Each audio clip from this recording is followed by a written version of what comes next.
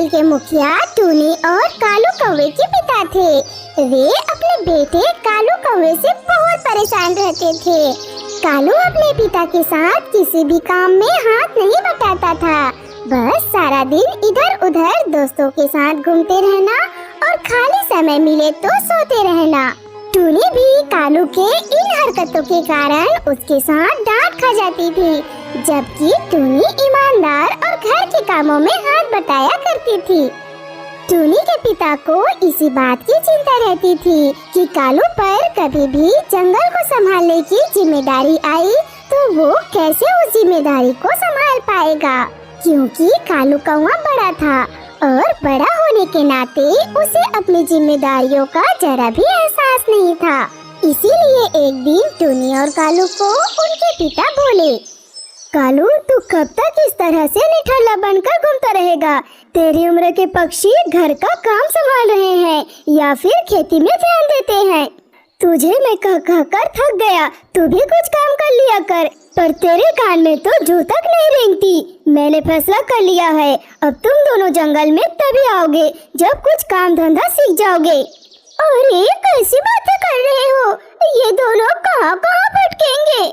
माँ, मुझे नहीं जाना कहीं भी। मैं पतंग उड़ाने टीकू के यहाँ जा रहा हूँ। खबरदार, जो पतंग उड़ाने गए, मैंने कह दिया सो कह दिया।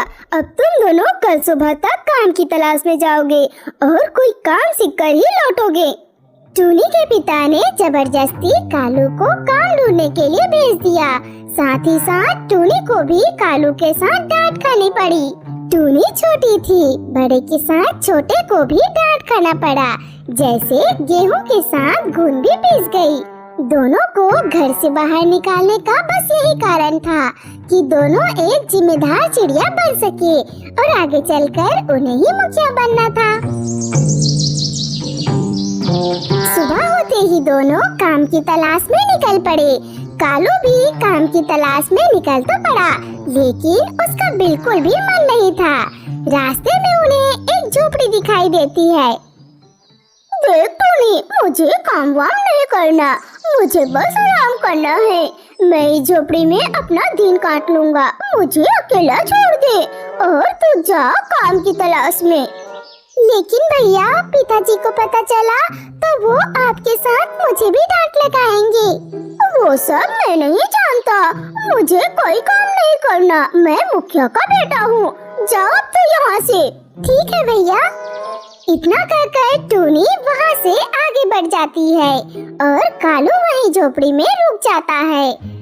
टूनी चलते चलते घने जंगल में पहुँची। वहीं उसे एक पेड़ के नीचे साधु महाराज जी समाधि में बैठे दिखाई दिए। टूनी सामने देखती है कि एक सांप साधु बाबा को डसने वाला है। टूनी ने देरी न करते हुए झट से डंडे से सांप को दूर फेंक दिया। शोर की वजह से साधु बाबा की समाधि टूट गई। उन्होंने टूनी को सांप को भगाते देखा। धन्यवाद बेटी, तुमने मेरी जान बचाई। आओ मेरे घर में चलो, वहाँ चलकर बातें करते हैं। बाबा, आपका घर तो बहुत सुंदर है। ये तो बांस से बनी हुई है। बेटी, ये बांस का घर मैंने स्वयं बनाया है। बांस को जोड़ जोड़ के बहुत मेहनत से मैंने इसे तैयार किया है। बाबा, क्या मैं कुछ दिन यहाँ आपके साथ रह सकती हूँ? हाँ बेटी, बिल्कुल रह सकती हो। टूनी उस साधु बाबा के साथ रहने लगी। वो साधु बाबा की बहुत सेवा करती थी। वहाँ टूनी ने साधु बाबा से बांस के घर बनाना सीखा। एक दिन साधु बाबा टूनी से बोले, टूनी बेटी, अब मुझे यहाँ से दूसरे स्थान पर जाना है। अब तुम्हारा भी अपने जंगल लौटने का समय आ गया है। पर बाबा जी, मुझे तो मेरे पिताजी ने कहा था जब तक मैं कुछ काम धंधा नहीं ढूंढ लेती तब तक मैं जंगल वापस नहीं जा सकती। काम तो तुमने सीख लिया बेटी। तुमने बांस के घर बनाने सीखे हैं, वो भी बहुत मेहनत का काम है। अब तुम अपने जंगल जाना और वहाँ पर तुम जल्दी ही बांस के घर बनाना शुरू कर देना। बस यही तुम्हारा काम है। एक दिन तुम्हारे ये बांस के घर बहुत काम आएंगे। टूनी साधु बाबा से विदा लेकर वापिस जंगल में पहुंच जाती है और अगले दिन बांस मंगवाकर पूरे जंगल में बांस के घर बनाने का काम शुरू कर देती है। पता नहीं इन दोनों को काम धंधा ढूंढने के लिए भेजा था, पर एक का तो पता नहीं है और दूसरा बांस के घर बनाने में लगी है। देखने में घर कितना सुंदर और मजबूत है, पर ये घर किस काम का? यहाँ कौन रहेगा? जंगल में सबके अपने अपने घर है और ये बेफिजूल की मेहनत कर रही है। टूनी कुछ ही दिनों में पूरे जंगल में जगह जगह बांस के घर बना लेती है।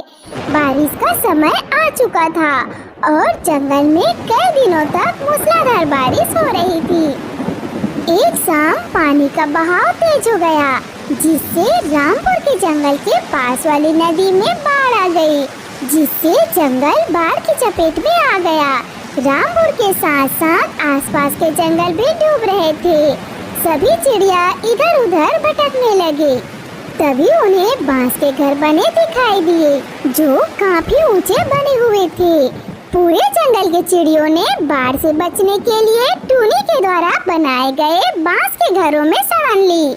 टूनी के माता पिता भी उसी बांस के घर में शरण लेते हैं। पिताजी, मुझे साधु बाबा ने बोला था कि वक्त आने पर ये बांस के घर काम आएंगे और आज हमारे पूरे जंगल बाढ़ की चपेट में आ गया है। जंगल में एक एक घर बाढ़ में डूब गया है, पर ये बांस का घर नहीं डूबे। हमारे सभी जंगल के पक्षी सुरक्षित हैं। हाँ टूनी बेटी, तूने तो सचमुच जंगल के चिड़ियों के लिए जो किया है वो तो मैं भी नहीं कर सकता। मुझे तुझ पर नाज है बेटी। और ये कालू बड़ा होकर न जाने कब समझेगा, पता नहीं कहाँ मर रहा है।